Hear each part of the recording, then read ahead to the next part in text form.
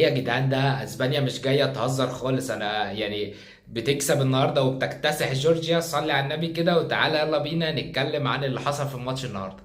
اسبانيا النهارده بتقلب التاخر بتاعها، دخلت في بدايه الماتش دخل فيها هدف عن طريق لينورماند في نفسه، وجون يعني كان جون شكله غريب قوي، وده اول هدف يخش في اسبانيا في البطوله كلها. ضيع الكلين شيت الرابع على اوناي سايمون. ولكن اسبانيا بتنتقم وبترد رد عنيف جدا برباعية بعد الهدف ده. منهم جون نيكو ويليامز حلو قوي قوي قوي.